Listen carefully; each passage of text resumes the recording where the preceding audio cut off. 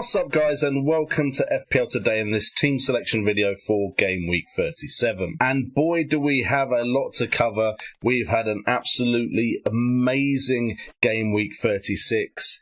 That's what I would have said if Kevin De Bruyne didn't come along and ruin it all for me and turn what was a 17k rank rise to about 4k.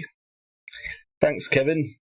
As soon as I transfer you out my side, you make me pay for it. It's a bit like Son did the week before, and it's a bit like players like Mount, Maddison and Barnes have all done to me recently. So I was ready to come into this video excited. I recorded the second part earlier today, and I was ready to be very happy, very positive. And one player really has ruined it for me. A couple of others have chipped in with the misery, but it is what it is. We move on and we try and make the most of Game Week 37 and 38 to finish the season strong. Now, it would have been nice to have made this video on Monday like I usually do, but unfortunately I recorded it and the audio didn't work, so the weekend was fantastic. The week so far hasn't been, but looking at the side, we do have some positives to talk about. Foster, 14 points, a clean sheet against Everton, was not expected at all and kind of makes up for the fact that Gator didn't play in Game Week 36. So that is fantastic news, of course. So hit a like for Foster doing something for us when we really didn't expect him to. And while you're there, subscribe and hit that notification bell if you want to support the channel. Double Man City defence did come through with Laporte and Cancelo, not from clean sheets, but from goals and assists. So we can't really complain there, although Cancelo doesn't really affect my rank too much when he does do well. We do still have Emerson Royale in defence with a fixture to play, him along with Son and Nketiah, so there could still be a change to my game week and we could see a significant rise if they do something quite impressive. And then in midfield, we have Son with a goal so far. Salah didn't get anything in this second game, unfortunately, against Aston Villa. He didn't even start, he came on off the bench. Foden could have had a good game week. He hit the post, he did get an assist, he could have had another assist. So it was unfortunate there, and Gordon and Dewsbury Hall haven't really done anything, and Watkins and Richarlison failed to add to their impressive weekends for me. So that's seen us rise in rank to 41,220th at the time of recording. There are subs to, of course, come on for some people around the world, but it shouldn't change too much there. So that is a little bit of a rise. Would we have liked a significant amount more? Of course we would have. We'd have also liked, in a game week where we got over 100 points, 103 points to be exact, to see a bigger rise in rank, but there's still hope. So Nketiah and Son and Emerson Royale, let's hope you do something for me. And then we go on to Game Week 37. Just be aware, when we move on to that, I did record this before all the fixtures played today, so of course some of my thoughts will have changed, not having Kevin De Bruyne of course being one of them, but hopefully it's helpful to you guys and hopefully we do make the right moves for Game Week 37. So going into Game Week 37, we do have a bit of a dilemma because this was the planned free hit game week for our team. We had been playing since maybe Game Week 28 with that in mind. Now, looking at my side and going into Game Week 37, there's too many players I don't want to take out of this starting 11, and there's too much of an upside in my mind for Game Week 38, so the likelihood is I'm not going to free hit for Game Week 37. That does mean the planned Game Week 37 free hit side and going over players we could look over isn't going to be done now, but the starting 11 is as follows, and then we'll discuss what potential moves we could make. Guaita is in goal at the moment with Aston Villa away and Everton away.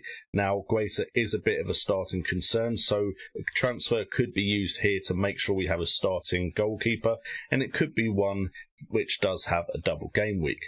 We could also look at changing the defence, but to be honest, the four players in the defence right now, I'm probably not going to change for Game Week 37. That's Laporte and Cancelo, both with West Ham away, and then Alexander-Arnold with Southampton away, and Emerson Royale with Burnley at home. All those sides have potentially something to play for, and all those players could get big returns. The Man City boys have done it for me so far in Game Week 36. So we'll probably keep faith with those back four. The midfield is very similar. Foden, West Ham away, if I think he's going to start, he's not really a player I want to take out on my side. Then we have Mohamed Salah. He hasn't exactly blown the world away with his double game week 36, but If we're going to cover Liverpool, I don't see a point in changing player now. And then we have Son, who could have the captaincy armband with the Burnley at home fixture. Then up front, we have Nketiah, who has just done wonders for me in game week 36. Watkins with Crystal Palace at home and Burnley at home, and Richarlison with Brentford at home and Crystal Palace at home. Richarlison with something to play for, with Everton fighting for survival. Nketiah with the Champions League for them to play for, with that Newcastle away fixture. All of these players aren't players I particularly want to take out for double game week players who might not have anything to play for. And then on the bench, we do have 3 double game week players: Gordon, Brentford at home, Crystal Palace at home like Richarlison, and Dewsbury Hall with Watford away and Chelsea away. Again, problem with Leicester is, do they have anything to play for right now? Does mean Dewsbury Hall might get more minutes though, which could be a bonus. And Gordon, of course, playing for an Everton side that need to win really to guarantee their survival. And Mitchell, another concern game time wise. We do have Foster on the bench, although against Leicester at home, I'm not sure I really want to have Foster instead of Guaita. So we do have some moves we do need to make, but I don't think this team is free hit worthy.